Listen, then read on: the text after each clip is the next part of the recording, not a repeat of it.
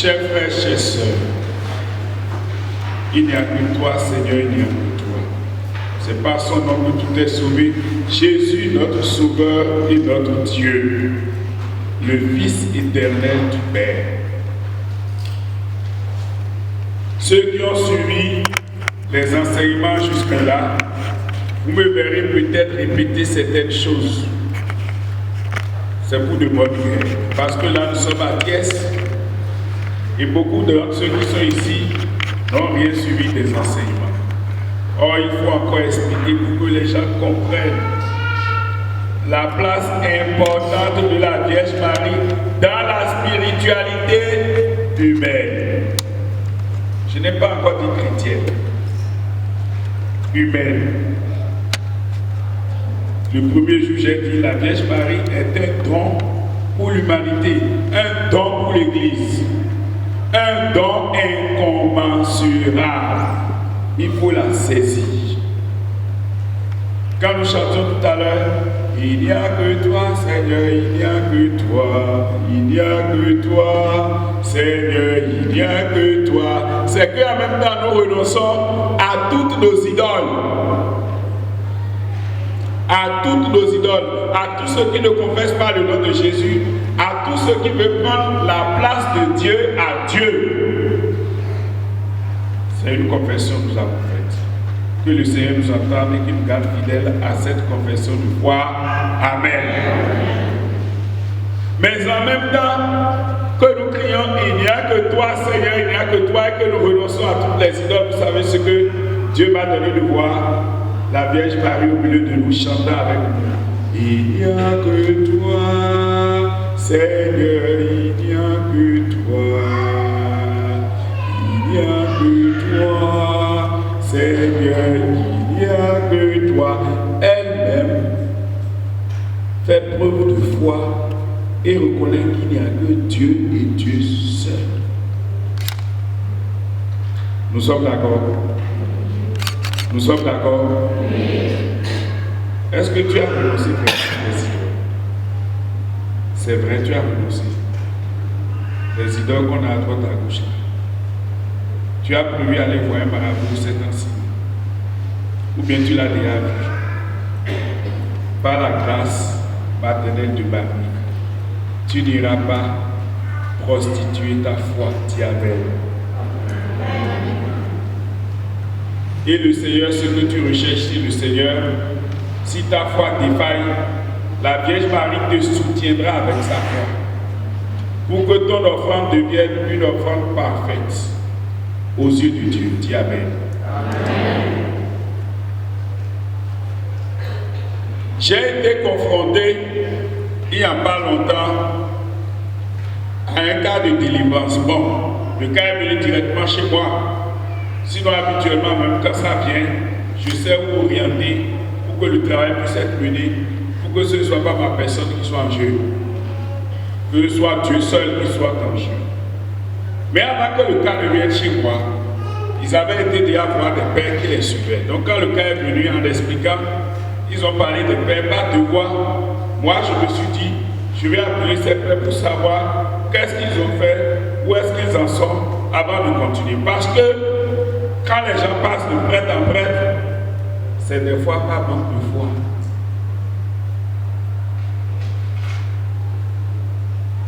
Des fois parce qu'ils doutent.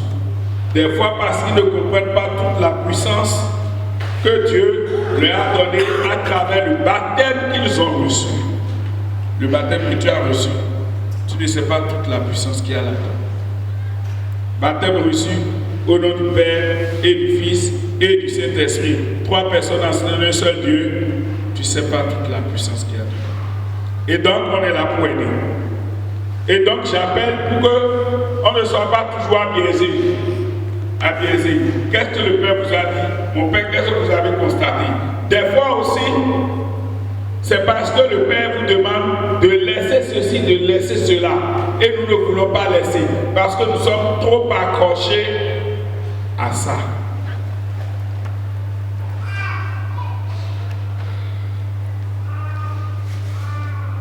Il aime peut-être la nuit aller faire quelques tours de passe-passe.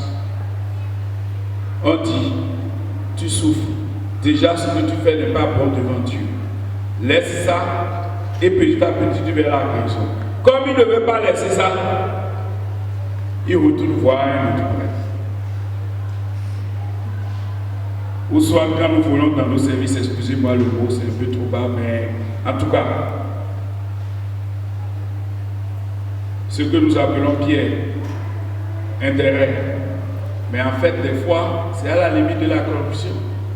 Mais quand on fait le prêtre, en regardant, voir qu'il y a ça qui t'empêche de rencontrer parfaitement la sécurité de Dieu, on laisse le prêtre, on va vers un autre. Ou soit si le Père ne vous a pas donné des choses compliquées, trop compliquées à faire, on trouve qu'il ne sait pas où trouver le soin. Mais en fait, je vais vous dire une chose. Tout tient à la foi. Ce n'est que la foi. C'est la foi qui guérit. On est sauvé par la foi. C'est la foi qui implore la grâce. Donc, à tout instant, veillons à ce que notre foi demeure pure. Mais reconnaissons quand même qu'à tout instant, notre foi ne peut pas être pure parce que nous sommes des humains. C'est l'effort que tu cherches. Et la sincérité dans notre cœur. Quand on fléchit, Seigneur, j'ai fléchi, pardonne-moi. C'est compliqué ça. Seul, c'est compliqué pour les orgueilleux. Mais ce n'est pas compliqué pour les hommes. Ce que je suis en train de dire au début là, gardez ça bien, c'est une base qui va nous lancer facilement dans le thème du jour. Qui va nous lancer facilement dans le thème du jour. Donc cette fille dont je parle, quand elle est venue me voir avec sa mère, ils ont parlé, elle a fait la crise, nous avons prié. Je ne vais pas vous dire, bon, peut-être, c'est quand on a commencé le chapelet que la chose est rendue un peu facile. Bon, peut-être je dirai après. Mais ce qui m'a fait mal, quand elle a trouvé soulagement là. Elle est rentrée. Le lendemain ou le surlendemain, la crise est arrivée à la maison. Je n'étais pas là. Ils sont venus me chercher. Il ne fallait pas venir me chercher. Je vous ai dit ce que vous allez faire. J'ai dit ça à la mère. Je vous ai dit ce que vous allez faire. Mais en réalité, s'ils sont venus me chercher, c'est parce que le papa de la fille, cette fois-ci, a décidé, ayant écouté des gens, de l'envoyer chez des évangéliques. Et donc la maman savait que ma présence à la maison pendant que la fille a fait la crise empêcherait le papa d'aller là-bas. Mais moi, je n'étais pas là.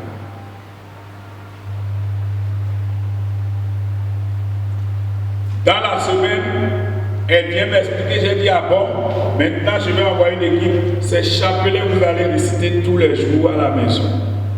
Récitez simplement, je ne vous demande pas de fermer les yeux, de crier, de faire, récitez-moi le chapelet dans la foi.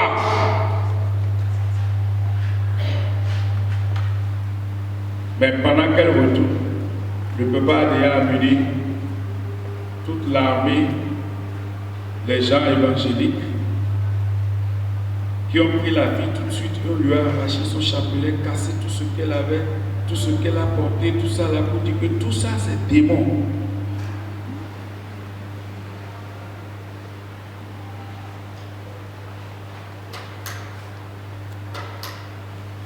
Je ne sais pas comment il procède, mais quand je suis revenu, j'ai compris que la possession est passée à un degré supérieur. Le papa ne voulait plus m'écouter. Il est devenu sourd à tout ce que je disais. Je ne l'ai jamais vu d'ailleurs, c'est la première fois que je le voyais. La fille elle-même ne veut plus m'écouter. Subitement.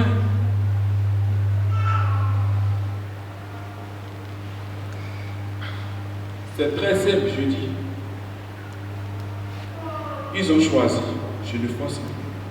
Et je n'ai jamais forcé. Et ne forcez jamais. Je suis retourné chez moi. Il ne faut pas venir. J'ai prié pour eux. C'est le fait d'avoir arraché le chapelet là. C'est ça qui me dit, mais ne pas connaître Marie, c'est quand même drôle qu'on ne puisse pas connaître celle-là. Dans mon pays d'où je viens, je ne sais pas s'il y en a déjà ici. Vous connaissez les christianistes célestes? Est-ce qu'il y en a ici au Sénégal? Les christianistes célestes, vous les connaissez? Quand ils étaient créés avant là, c'est comme ça que le lui faisait. Marie, non, la Vierge Marie, c'est idolâtrie. On ne doit pas la croire, non. Mais surtout la Vierge Marie, c'est un problème pour eux. Mais nous savons que peut-être que la grande foule des chrétiens célestes ne le savent pas. Mais ceux qui sont entrés dedans savent qu'ils ont une connivence avec la sirène des eaux. Que Dieu me pardonne. Mais c'est à force de voir cela que certains dans leur innocence ont commencé par accueillir la Vierge Marie pour dire mais c'est quoi? Vous refusez une femme, vous allez chercher une autre. Et aujourd'hui, les chrétiens célestes sont plus fans de la Vierge Marie que vous-même les catholiques. Ceux qui réussissent à construire leur maison ne la construisent jamais sans mettre une image, une statue de la Vierge Marie. Soyez patients. Je l'ai dit hier, je l'ai dit avant-hier. Pour ceux qui étaient au enseignement, soyez patients. Vivez pleinement votre confiance, votre foi mariale. Le reste, Dieu le fera. C'est les évangéliques, non? C'est eux, non? Ils finiront par l'accepter. Est-ce qu'un fils va refuser sa mère jusqu'au bout? Même s'il refuse là, quand il va mourir là, c'est la maman qui viendra encore. Ils n'ont pas compris, ce n'est pas grave. Jusqu'à ce que chacun comprenne quel don, quel précieux don la Vierge Marie est pour l'Église et pour l'humanité. Nous applaudissons la Vierge Marie.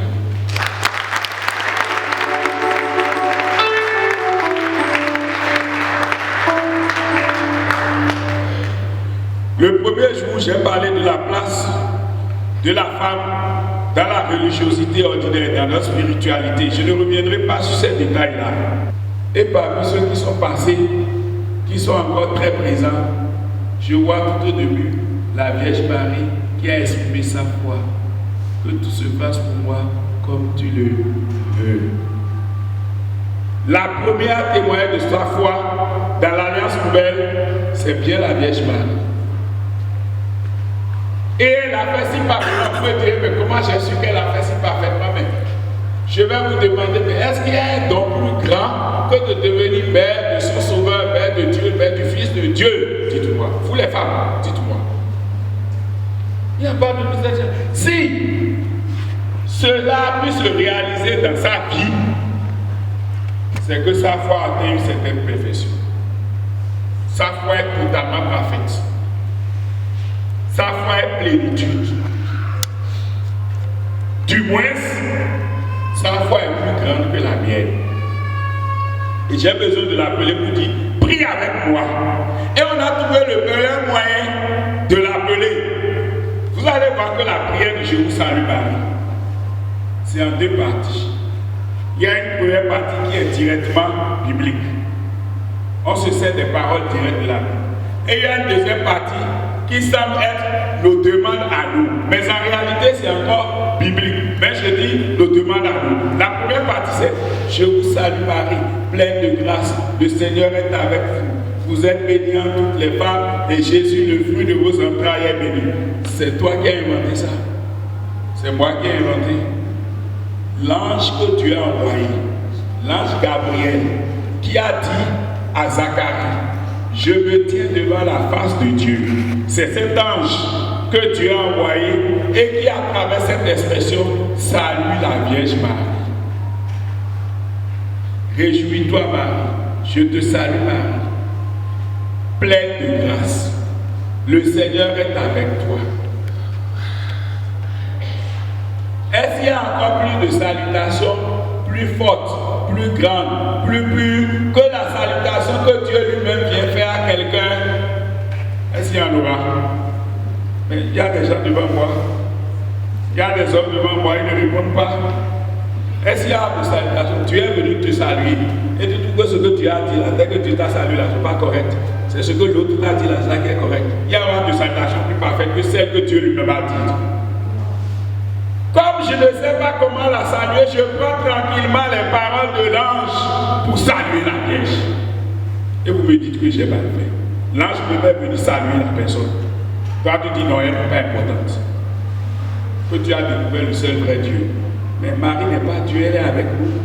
L'ange la salue, je la salue aussi. Où est ton problème?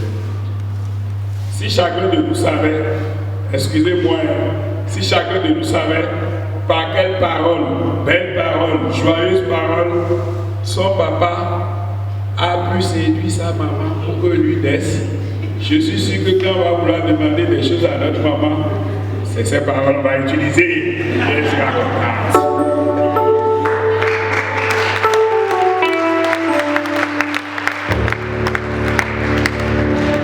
J'ai menti. Mon petit cœur devant moi là, j'ai menti. C'est pourquoi les mamans cachent ça, c'est leur faiblesse totale. Et papa ne raconte pas aux enfants parce qu'ils vont devenir ses concurrents. Mais Dieu accepte que nous devenions ses concurrents pour que nous prononcions ces paroles-là. Je te salue Marie, pleine de grâce. Ce que l'ange dit là, c'est que Marie a la plénitude de la grâce.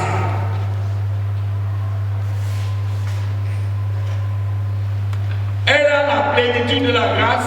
D'autres commenteront avec les Louis-Marie Crillon de Montfort et avec Jean-Paul II que c'est la plénitude même de l'Esprit Saint. D'autant plus que la grâce a quelque chose d'intime avec l'Esprit Saint.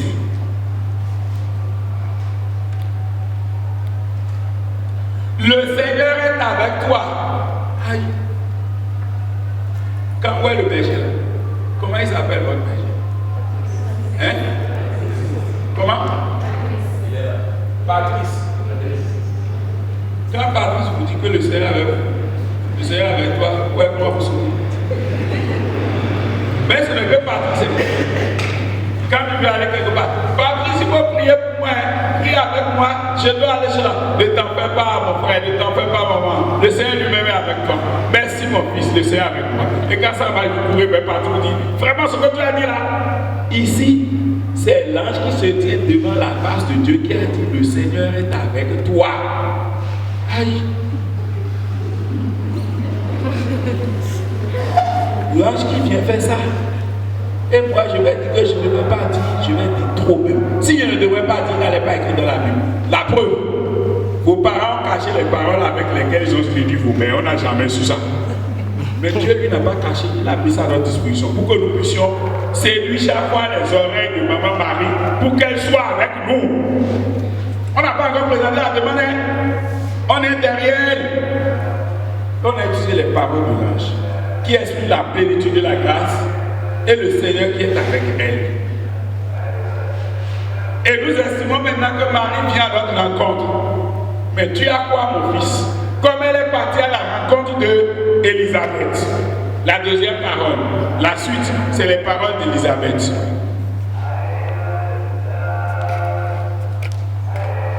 Tu es bénie entre toutes les femmes. Elle savait ça où? Elle ne savait pas que là il a visité. C'est l'Esprit qui a parlé à son cœur. Et Jésus, elle n'a pas dit Jésus. Bon, je vais tourner après, je vais vous expliquer après. Et le fruit de tes entrailles est béni.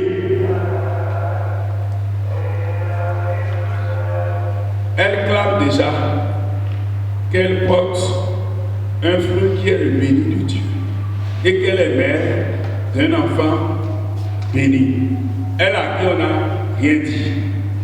Et c'est elle qui comment elle se bonheur que la mère de mon sauveur et nous confions cette Marie, mère de Dieu, pour clamer la divinité, la maternité divine de Marie. Mais ce que Élisabeth a dit là, comment est ce bonheur que la mère de mon sauveur vient jusqu'à moi? Chacun de nous doit avoir ce bonheur, cette joie inestimable, que la mère de son sauveur puisse l'écouter dans sa prière. C'est une joie, c'est tout. Pour dégager une telle joie, une telle gaieté que les gens ne comprendront pas.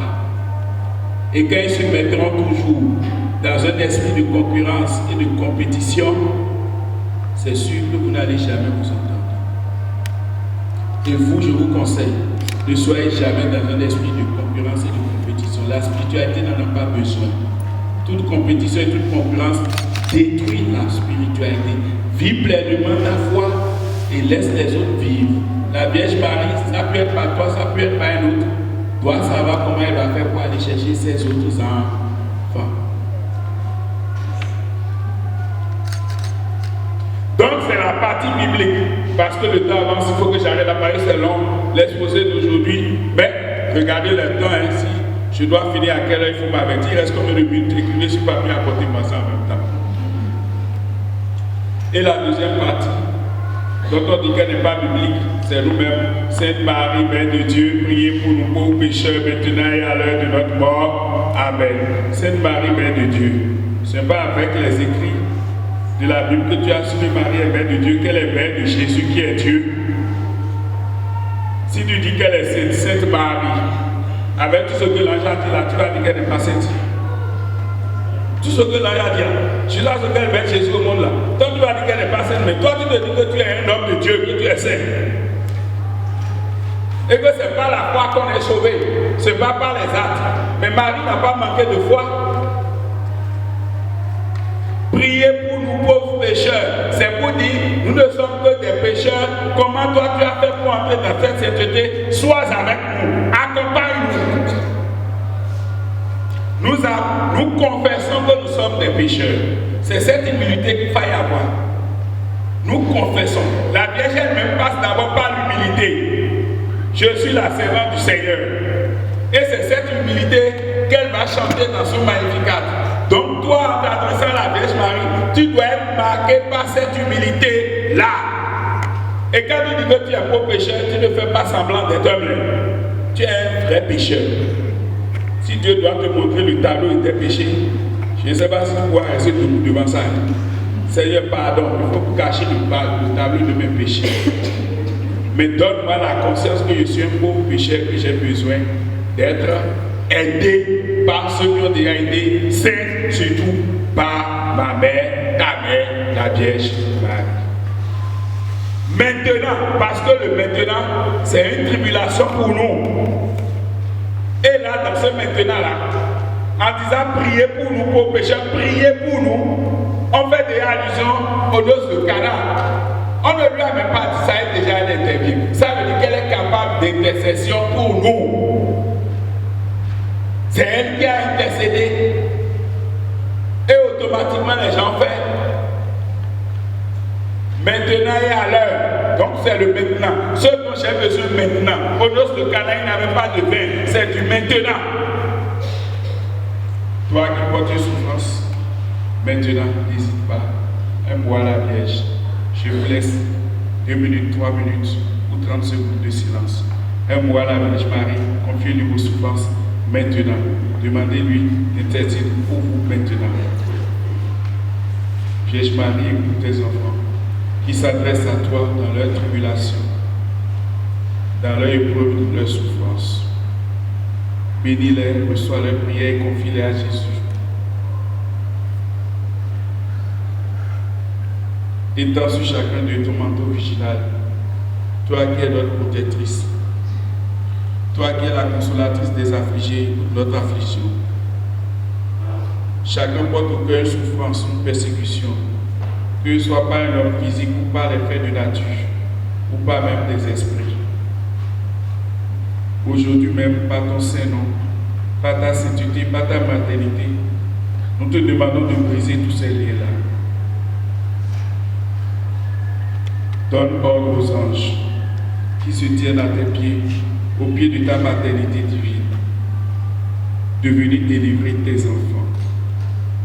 Que l'Esprit qui est descendu sur toi, pour que tu puisses porter le Fils de Dieu lui-même, descend sur chacun et nous aide à donner même le meilleur de Dieu.